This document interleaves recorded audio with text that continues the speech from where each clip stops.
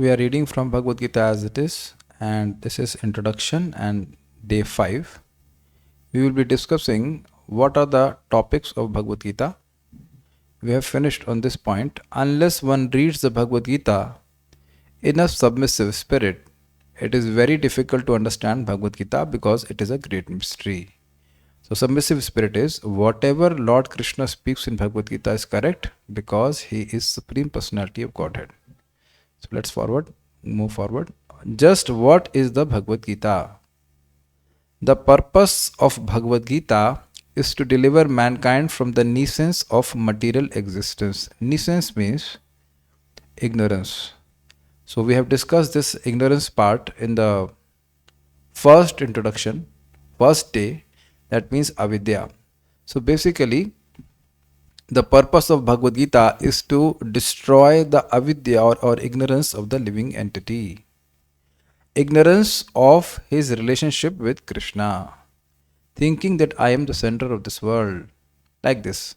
So, by explaining the science of law of spirituality, the science of Krishna, a person understands who he is actually and who Lord Krishna is actually. In this way, his nuisance is destroyed. Every man is in difficulty in so many ways. As Arjuna also was in difficulty in having to fight the battle of Kurukshetra. We must remember that Arjuna had no problem in fighting. The problem Arjuna had was in fighting his relatives. So the point is, because of nescience, because of ignorance, because of avidya, we think that some people who are absolutely are not our relatives are our relatives. And a person who is absolutely our relative, who is Krishna, we have nothing to do with him. This is called nescience, this is called ignorance. Just like in a dream, we create a world where we imagine so many people are around us. So many people are our relatives, but we absolutely forget our real relatives who are our actual relatives in our real life or awakened life. I hope this example is very clear. So Arjuna had no problem in shooting the arrows per se, but he had problem in shooting arrows on his, quote unquote, his relatives. Arjuna surrendered onto Sri Krishna and consequently this Bhagavad Gita was spoken. Beautiful words. Unless a person surrenders to the spiritual master, accepting that I don't know, please instruct me. And even if you have to chastise me, you please chastise me. The spiritual knowledge cannot be received. This is very important. Not only Arjuna, but every one of us is full of anxiety because of this material existence. Our very existence is in the atmosphere of non-existence. This has to be explained. Very, very important. You see, I will read the one more line and then you will understand. Actually, we are not meant to be threatened by non-existence. Our existence is eternal. So, why we are having anxieties? Asat grahan, sada samudvigna asat dhiyam asat grahan. We as living entities, we as spirit souls are eternal. We cannot be destroyed by anything. But because of nescience, because of ignorance, we identify ourselves with these bodies. And the problem is anything to do with the body must perish. So it is because of our attachment to these bodies and products which are byproducts or objects which are byproducts of the body, because we are attached to them, that's why we are suffering. Now, might have heard it many times, but the beauty of spiritual knowledge is not simply to hear them, but to be able to see that this is the cause. Just like suppose somebody has diabetes, okay. So he may get a report, okay, my diabetes is like this. But if he can see it's only because of eating rice and sweets that I'm getting diabetes, then he can actually enact the cure for his disease. Are you able to follow this point? So now the point is, we are feeling anxiety. That's okay. But am I able to diagnose the cause of my anxiety? So the cause of my anxiety is too much or unnecessary attachment to the things of this world, which will be snatched away from us. Think about it more deeply. I am attached to objects only if they provide me sense gratification. So the root cause of my anxiety is sense gratification. The more my mind is absorbed in sense gratification of any kind, the more I become anxious to have it, and I have a fear that when I will lose these objects of sense gratification, what will happen to me? Home, food, security, whatever conception we have of sense gratification, this will make me happy. Whatever conception we have of things making me happy, we know intuitively that they will be snatched away from us. Clear? And that's why Prabhupada is explaining here we are in anxiety because our very existence is in the atmosphere of non-existence. What does that mean? Atmosphere of non-existence. All around us, nothing is existing. What does that mean? Na sato vidyate bhavo na bhavo vidyate satah ubhyorapi drishtonstas tanyos tattva darshubhi. All around us, whether they are objects or persons, they are constantly changing. This is the meaning of the word atmosphere of non-existence. Clear hai? Ekdam should be very clear. Now, before I move forward, can you actually do manan on this point? My fan will not. Oh, my fan is dirty. So you see, it did not remain clean. My room did not remain clean. This room also is also crumbling down slowly and slowly. I hope this is very clear.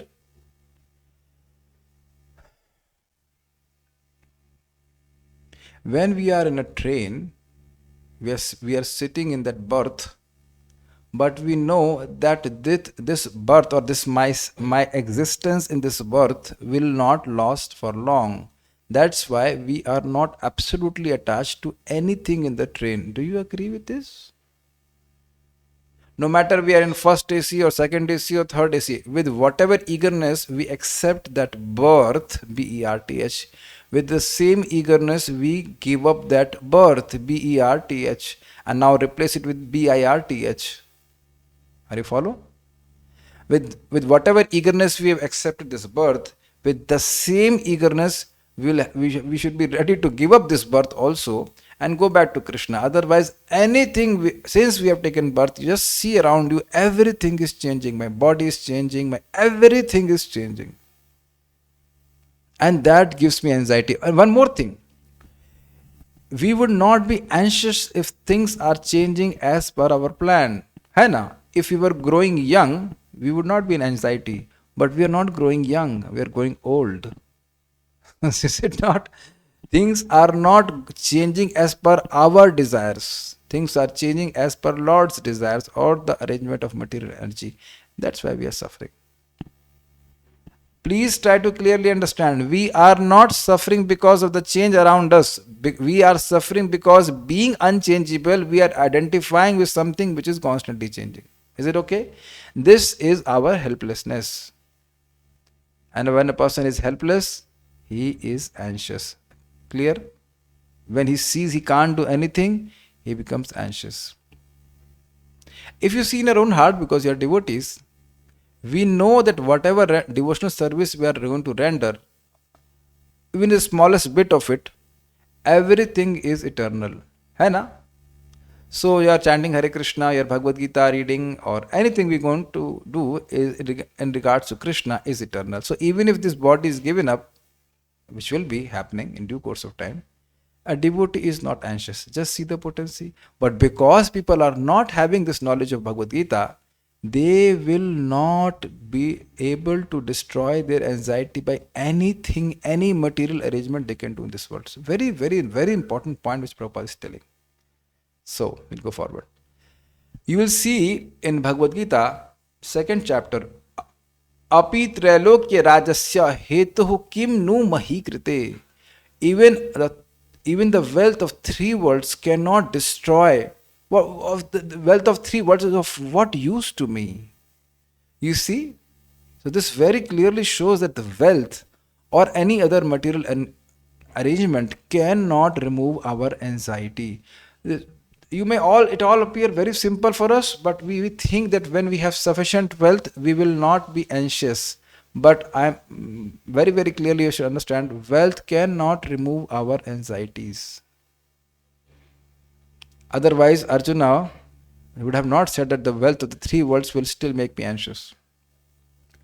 Our existence is eternal, but somehow or other we are put into asat. Asat refers to that which does not exist. I still remember a devotee. I said, do you sometimes meditate that how we are eternal and we have received many bodies, and this is another body which I am receiving, and there's nothing so special about it. Again, I'll change this body and move on to another destination. So now, when I told him to meditate a little bit on this, he said, Prabhuji, this is making me fearful. Why? Because he does not want to think that whatever he had, wife, children, or anything, in due course of time, they will all be taken away. But reflect upon it. When we are in train, are we also not conscious that we are here for some time in the train? Do you agree? So are we in anxiety? We are conscious that we are here for some time, but we are not anxious that we are here only for some time. Is it not? Simple. If that's the word is Deha Yatra, this body is a journey. Is a journey. And depending on what we do with the body, we will have another destination. Very beautiful points. Everything we do with our body is getting recorded. And depending on that, we'll have next body. So what I'm trying to say is, person should not invest too much of his energy on things which are asat, which will anyhow change. Now, I think I have to clearly explain what does asat mean. Asat refers to that which does not exist. So does that mean that anything which is in front of me is not existing? What does it mean? It means that anything which I'll explain. Anything which was not existing in the past and which will not exist in the future, it is accepted philosophically that it is not existing even now. If you take it as a mathematical equation, if x is greater than y and x is less than z, if y and z are equal, then x is equals to y equals to z. I hope you are able to understand. So we start with if x is greater than 0 and less than 0, then x is also 0. If you understand this much of mathematics. The point is, any object which is around us did not exist in the form which is in front of us at some point of time. Clear? You have a lamp here, or you have a fan or something. It was created at some point of time, and we know that it will be destroyed in due course of time. So even now it is changing. Something which is constantly changing is not of substantial existence. That's what I'm trying to say. Anything which has some substance or substantial existence should be eternal. We think that my lamp is same as I have purchased few months back, but it is not the same. I hope it's very clear. My body is not the same which was yesterday, and will change again. Tomorrow will be a different body, and then again tomorrow will be a different body. So that's how we should understand it. It's not that the body's elements are not there, but because the body is constantly changing, that's why it is called non-existing. ठीक है? Out of so many human beings who are suffering, there are a few who are actually inquiring about their position, as to what they are, why they are put into this awkward position, and so on. Unless one is awakened to this position of questioning his suffering, unless he realizes that he doesn't want suffering, but rather wants to make a solution to all suffering, then one is not to be considered a perfect human being. Now, this is a very important point. Rather, such a person is actually an animal only. If you notice the behavior of monkeys, and we can see it so much times in Vrindavan, they suffer like anything. Sometimes their whole cheek is torn apart or other kind of sufferings. But they don't have the ability to question why I am suffering. So if a human being is simply satisfied by trying to avoid the suffering, but not questioning why suffering is coming to him, then he's no better than an animal. So sometimes people put a blame on the Lord why Lord created a world which is full of suffering. So answer is very clear. When a person suffers, if he is intelligent, then he will question why am I suffering. I give an example that in when I was serving in Goshala, we could see that a cow or a bull was suffering from a disease. But they could never question why they are suffering, and when they were brought by the medical doctor or the medical person, they would resist. They will resist like anything to accept the treatment. So, very nicely Prabhupada is explaining here this point that when should a person approach the spiritual master? When he feels or the need to remove all of his suffering. If he wants to make a compromise with this suffering, that let me suffer also and let me get treated also, then he's really not a candidate for a spiritual advancement. Now, we don't have to be disheartened.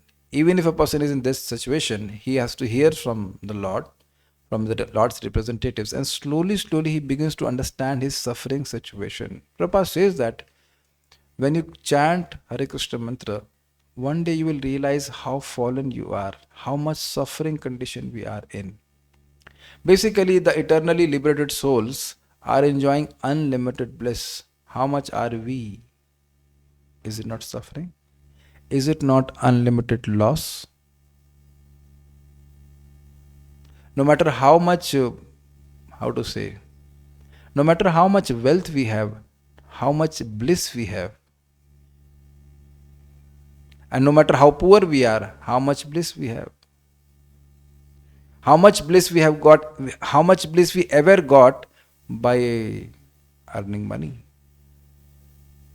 And when we hear from Bhagavad Gita that there is sukham atantikam yatat buddhi grahyam atindriyam, when the heart is purified, the senses are purified, they begin to experience unlimited happiness. So losing this wealth of unlimited happiness, is it not suffering? Just like when we lose wealth here, we consider that we have suffering. But you might think about this suffering.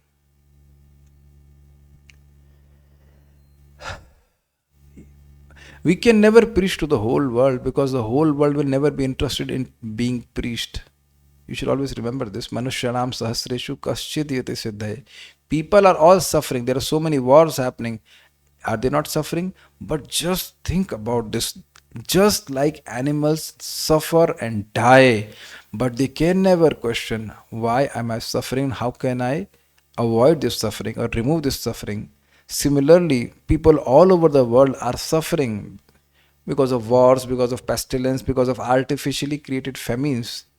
But they can never question, they don't even have the ability to question that why am I suffering? Very painful situation. So when a person's heart becomes purified, then when he suffers, he begins to question. Are you able to follow? This is brilliant. When a person's heart becomes purified, then he begins to question, why am I suffering? Not otherwise. Not otherwise.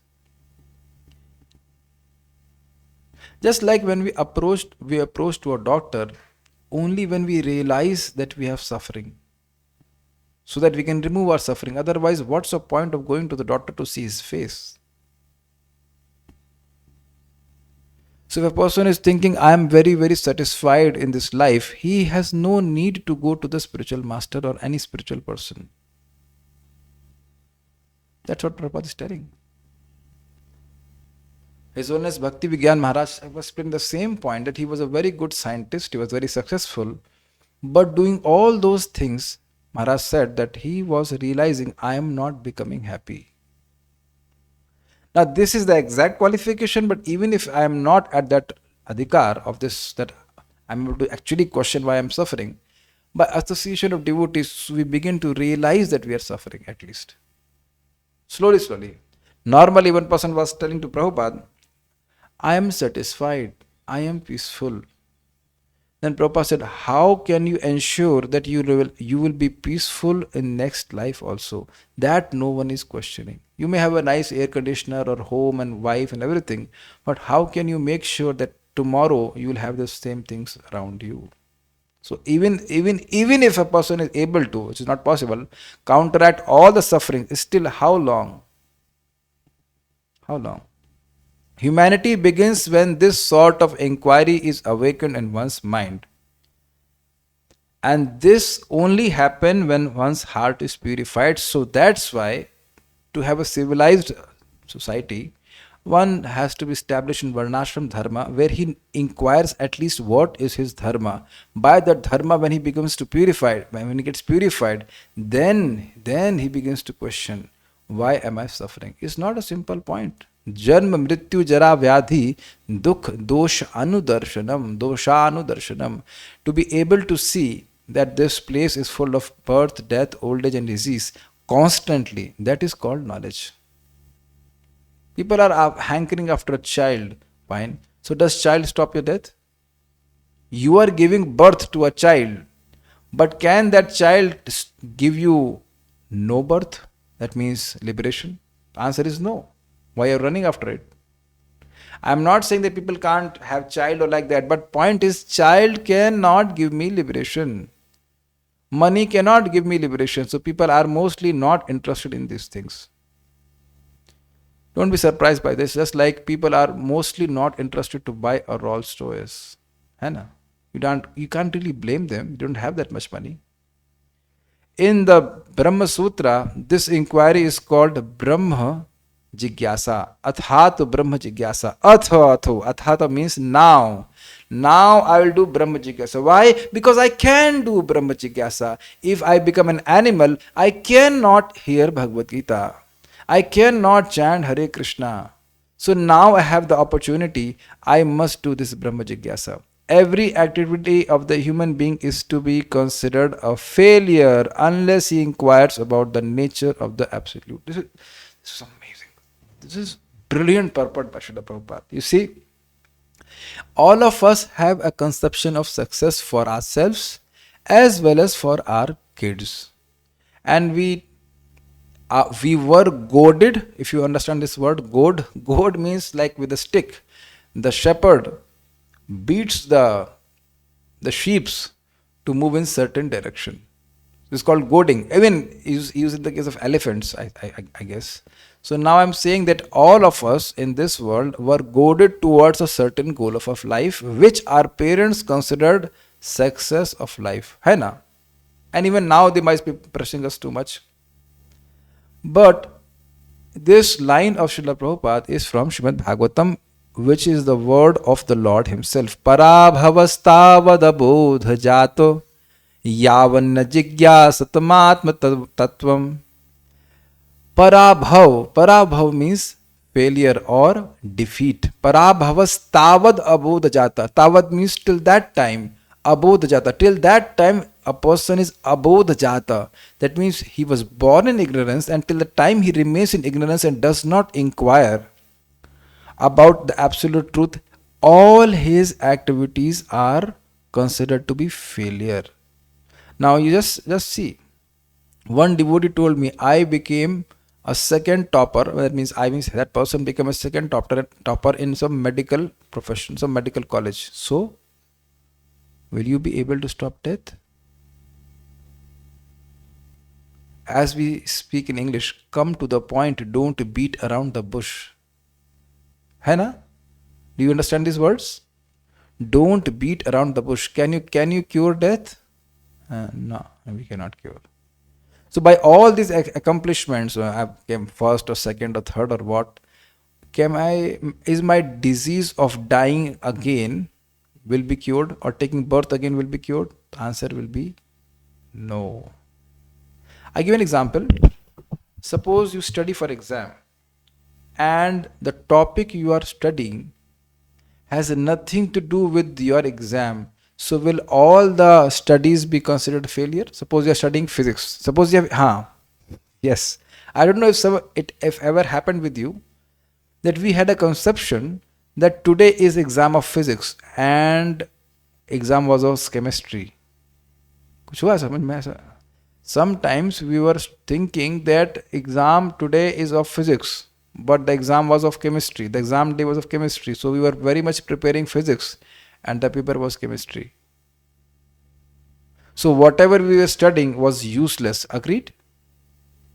Because paper was of chemistry. In this particular case, we are able to pass because we have some basic knowledge of chemistry. We have studied all throughout the term. But a person who has not studied how to conquer death all his life, what will he write in his paper when he's going to die? I hope this is clear. So he will be again defeated and he will again go back to another womb of another mother. That's what Prabhupada is telling.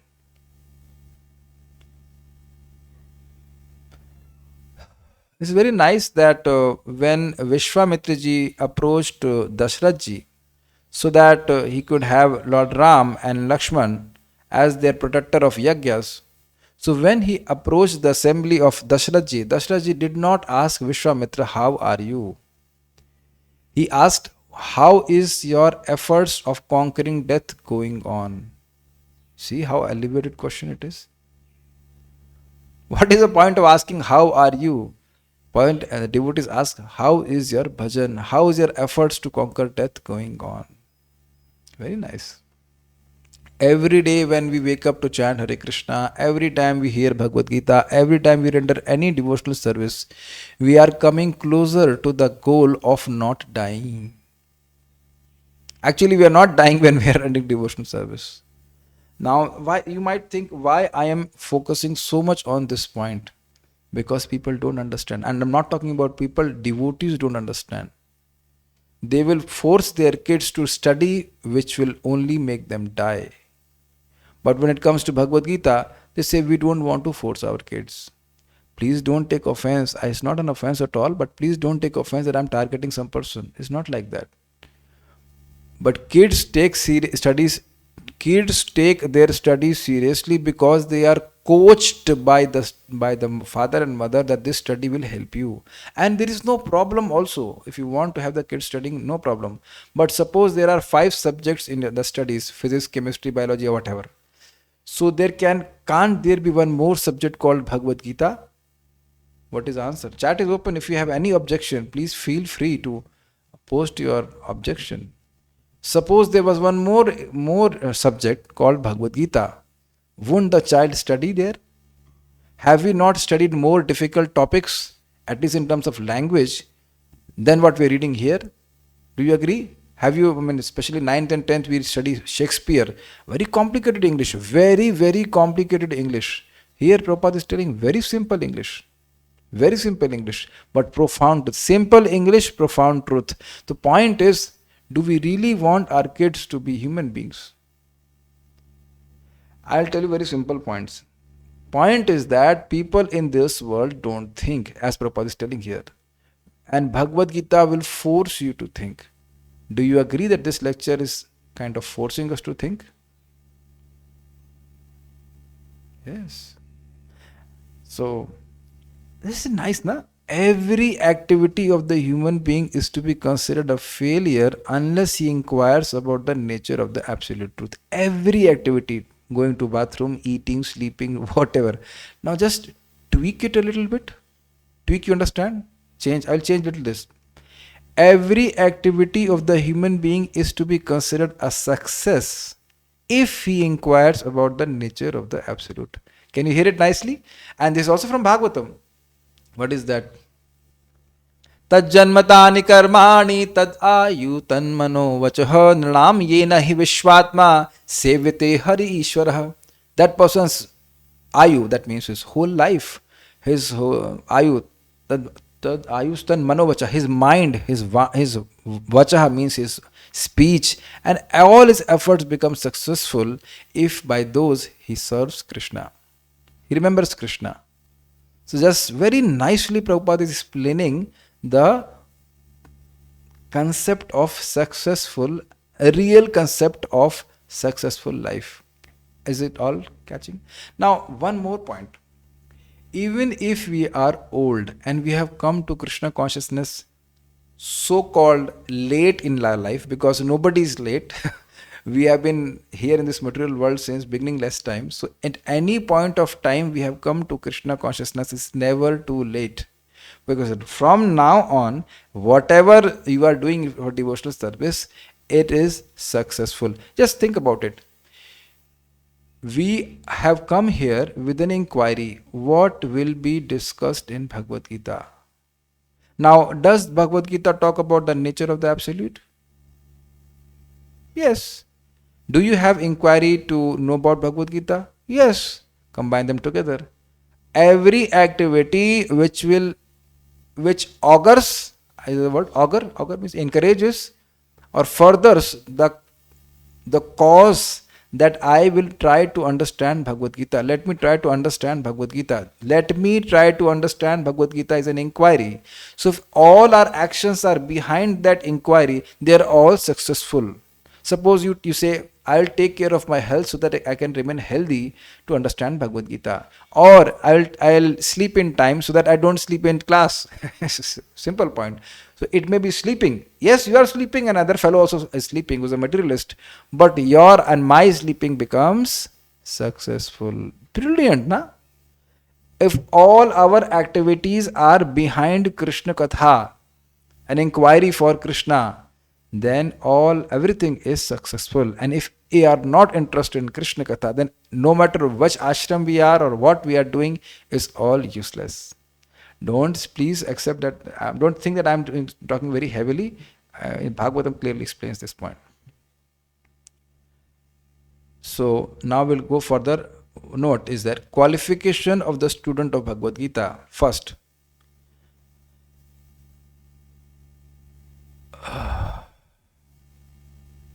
therefore, those who begin to question why they are suffering or where they came from and where they shall go after death are proper students for understanding Bhagavad Gita. So I think this qualification devotees are having. They might be thinking also, what will happen to me after death? That any devotee will think. That's good. The sincere student should also have a firm respect for the Supreme Personality of Godhead. Such a student was Arjuna. This also all the devotees have. Firm respect means that his respect for Lord Krishna as Supreme Personality of Godhead will not change by someone speaking against this point.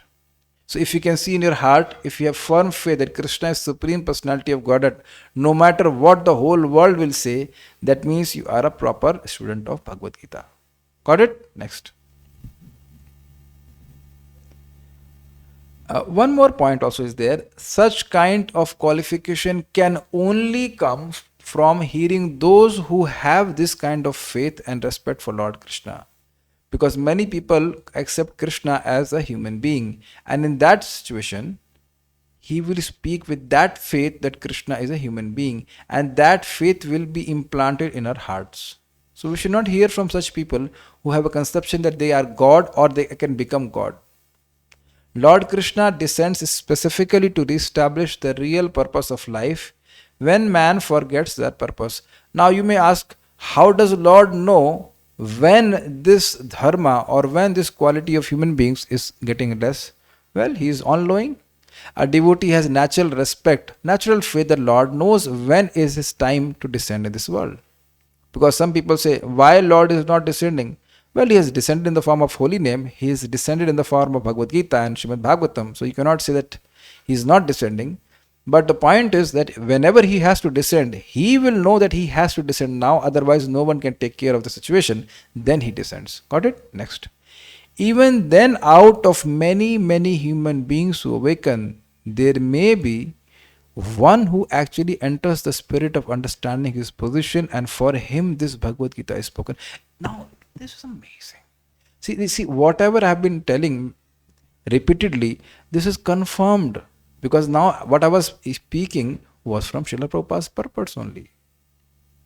It's never that in your class of Bhagavad Gita, if you actually speak Bhagavad Gita and not some nonsense, then you will never get more students. Eh? Then our class will be unsuccessful, na Prabhuji? No, your class will be successful. Even if you get one person, you say, hey, one person. Like today, I was expecting no one will come. 1, 2, 3, 4, 5, 6. I don't know, Maulik Tiwari can understand me or not, but he's a small kid. But 1, 2, 3, 5. Our eyes should become like this. 5 people have come. How? Maybe some devotees are hearing on their video off because they have to do some services, but you won't even get one person who's interested in Bhagavad Gita. What to talk of 3, 4, 5, or 6 people? It's my Mahaprabhu's mercy that we are getting. Following this point? And if you don't agree, then start a Gita class. And you will see how no one is interested in Bhagavad Gita. No one. So we have been literally hand-picked by Lord Krishna, who is inspiring us to discuss Bhagavad Gita. So now why Prabhupada is saying even then? The point is, Lord Krishna is coming from Vaikuntha to explain to us the purpose of life. Even then people don't understand. So sometimes people say, Arey Bhagwan ko dekha hai. Have you seen God? So the point is very simple. When Lord Krishna had descended 5,000 years ago, people had seen God and still they did not accept God. So they are so adamant. You must have noticed that when people are very argumentative, no matter what argument you put, they won't accept because they don't want to accept. So, like this. So, there are very, very few people who will actually accept the real purpose of Bhagavad Gita, and that's why Prabhupada is explaining that even one person is there, the Bhagavad Gita must be spoken. So, it's very interesting. The Lord Krishna explains that in the Bhagavad Gita, a person who explains this knowledge to my devotees is most dear to me. Most dear to me. Most dear to Lord Krishna. What more the Lord has to speak? And Lord is not expecting that we will have more students. Even among devotees also we will never have more students. Because even among devotees, not many are interested in Bhagavad Gita. I'm not speaking negative, I'm just speaking the fact. Do you agree with this? It's not that devotees are always busy. You will reflect that my mind says don't go to class. Okay, then what class I am attending when I don't go to class? Think about it, and what benefit, what any eternal benefit for that matter, what benefit it will give me. So you'll see in our own hearts there is a very strong disinclination to not read Bhagavad Gita. No, I'm not talking about others. Our own selves, we don't want to read Bhagavad Gita. It's only because we are together that we can read. Actually, we are all swallowed by the tigress of nescience, but the Lord is very merciful upon living entities, especially human beings. To this end, he spoke the Bhagavad Gita, making his friend Arjuna his student. Now, this is very interesting. What is the meaning of swallowed by the tigress of nescience? If a person is swallowed, swallow means swallow the whole thing. I don't have anything to eat here now, so I cannot make you understand with the prop. But suppose there was a, okay, I have something. I'll just one second. I'll just show you a prop. So I'll swallow on something and then I'll show what is the meaning of swallowing. So this is my small medicine. Can you see this small medicine? Like a full stop. So living entity is also small. Can you see? Oh, nice living entity. Ah, tasty. This is the meaning of swallowing. Where the living entity has gone is not seen. This is the meaning of swallowing. So this tigress swallows the living entity, tigress of avidya, and makes him completely forgetful of his very existence. This is called swallowing.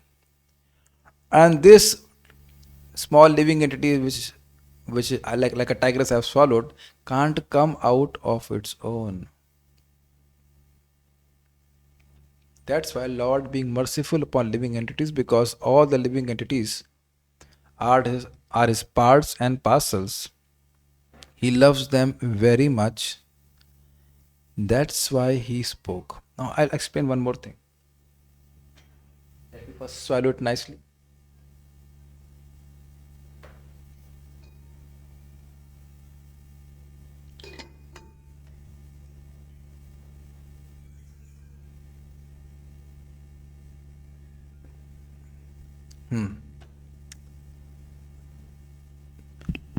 In our preaching activities, please remember that every living entity is very dear to Krishna. Is it clear?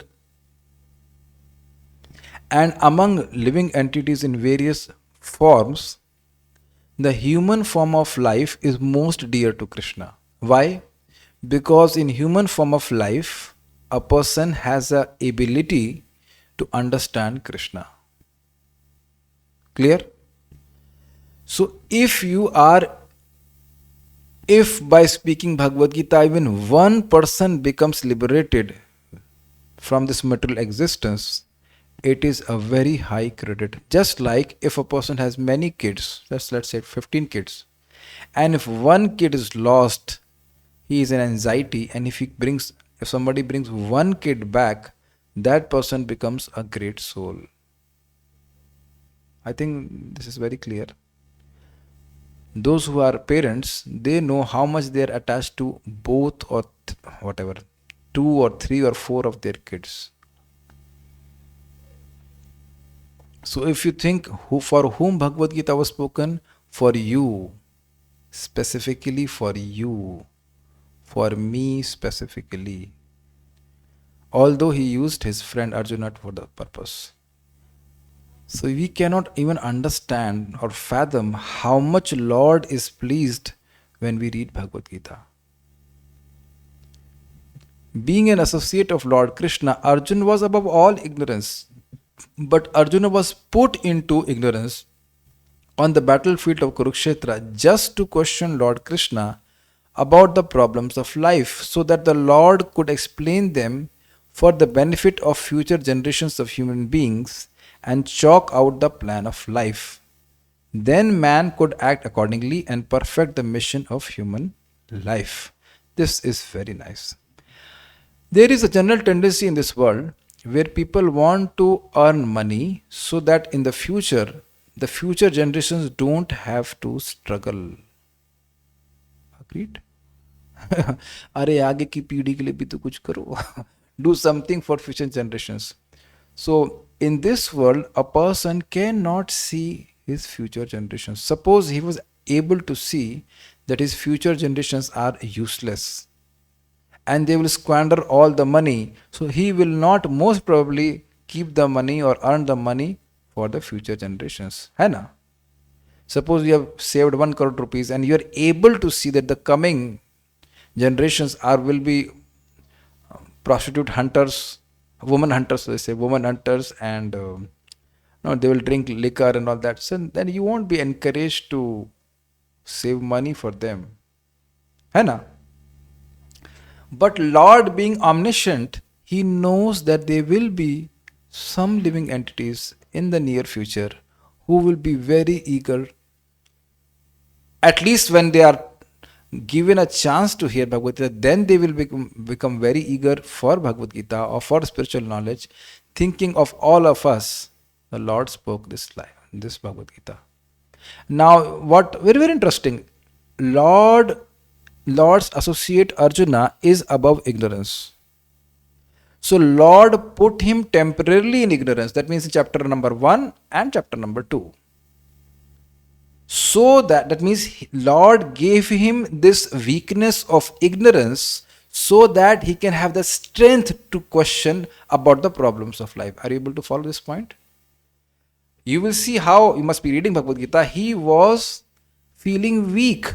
Gandivam sansrite hastat tyak chaiva parigadhayate. That this Gandhi, which I have been holding against all the demons also, Arjuna was holding this Gandhi, how to say, bow, against 60,000 Nivat Kavach demons. He was fighting on behalf of Indra and nobody could defeat him. But because of this weakness of heart, he was losing the strength of body also. Gandivam sansrite hastat. This Gandiv is slipping from my hands. So who was causing this weakness? Lord Krishna himself. He inspired this weakness in the heart of Arjuna temporarily so that he could, and then he gave him the strength to question. This is not easy, that we have a strength to question, why am I suffering? And then approach Krishna or a representative of Krishna, because for that we need to have the strength of faith that the representative of Krishna will give me a real solution. So Lord Krishna, thinking of all of us, he spoke this Bhagavad Gita. Now, did you notice this word, chalk out the plan of life?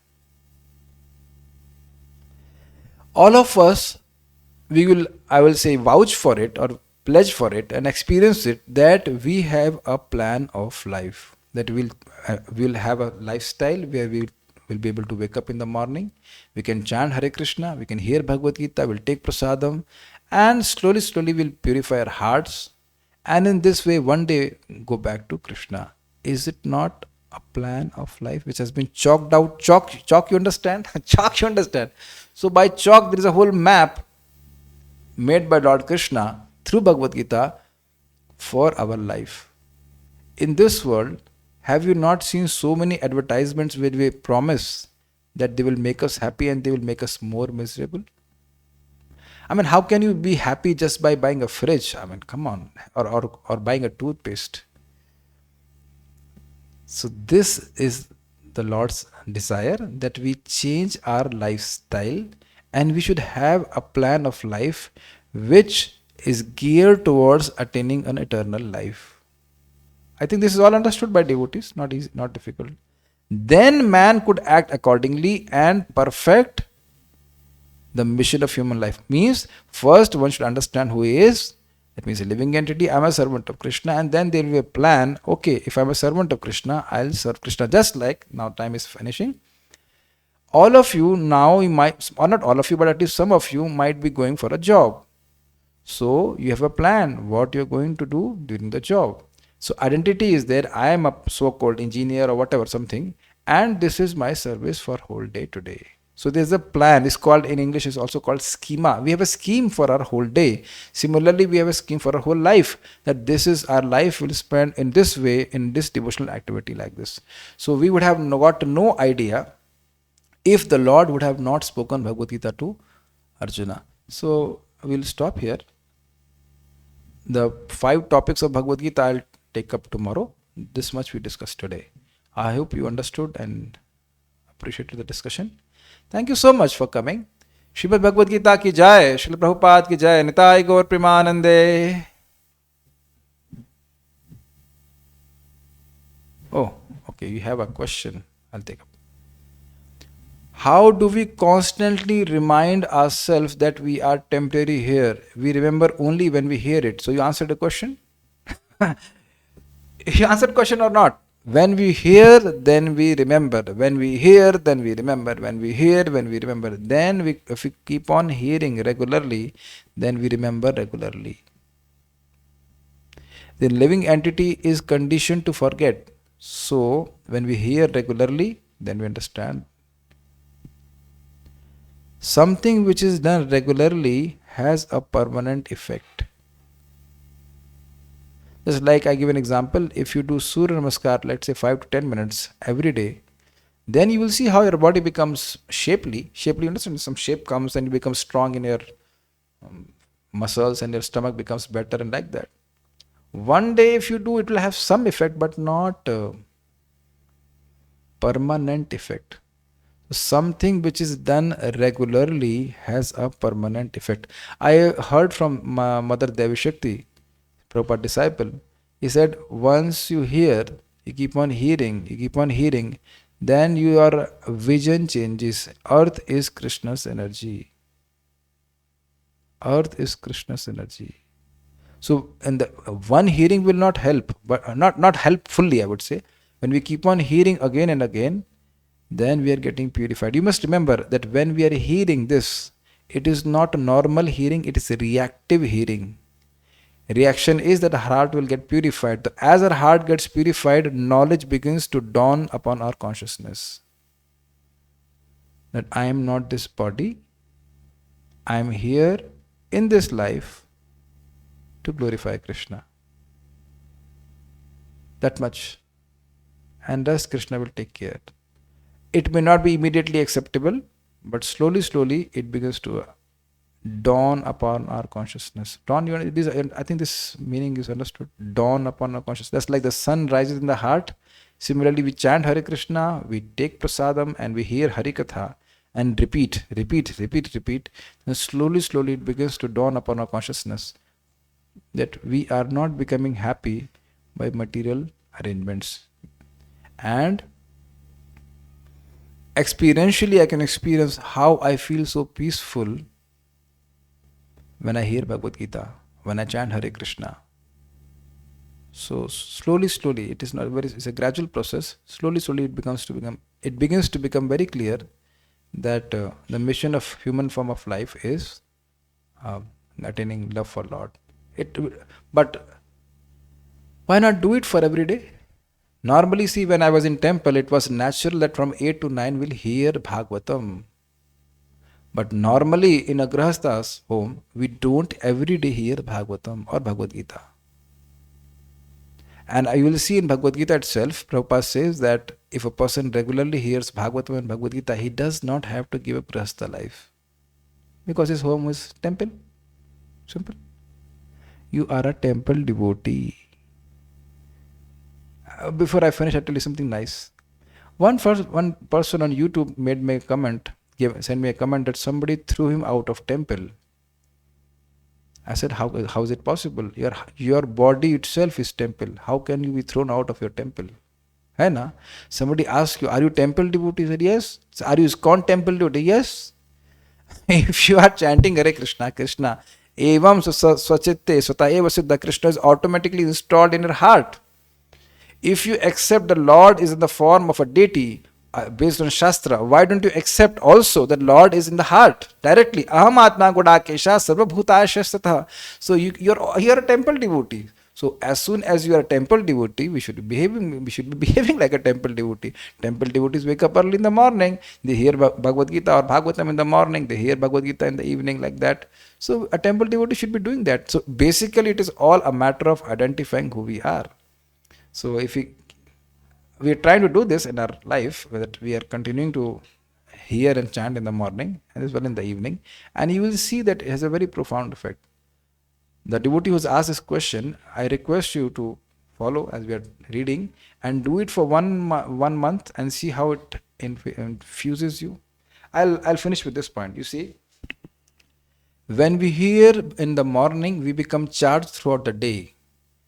By doing all other jobs and everything, we become discharged by the evening. So again in the evening we hear, then we become charged for the morning. Last point. One devotee told me that this Saturday I did not give any class. Yes. And he just was talking with another devotee, and it was topics about Krishna in the beginning, and then the discussion went astray. And the devotee told me the next day, he came for morning Bhagavad Gita class, and he said that, Prabhuji, my japa got affected by that discussion in the evening. And when I hear Bhagavatam in the evening, I become enthused for japa in the morning. And the same thing was told by Deen Bandhu Prabhu, that when we read Prabhupada books, we become enthused for chanting. So it's a Vigyan, it's a science.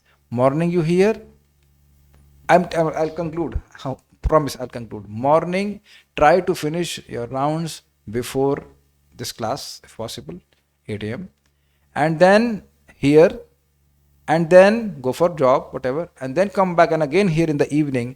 Do it for a month, and not just because I'm telling. I will be considering myself a complete failure if you do it only because I'm telling. मैं सारी बात समझ में नहीं आई.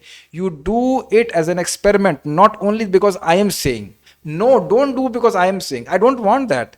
I'm saying do it as an experiment and see the change in your consciousness. Then you will be convinced to do all your life happily, not because somebody has told, that person has told that. No, no. You yourself experience what is the change or shift of consciousness you feel when you finish your rounds by 8 a.m., at least 8 a.m. or something before this class. Then you hear Bhagavad Gita, and then you in the evening you hear Bhagavatam. You will feel like a temple devotee. Actually, you will feel like a temple devotee. Okay, so we'll stop. Hare Krishna. Thank you all. Prabhupada ki jai.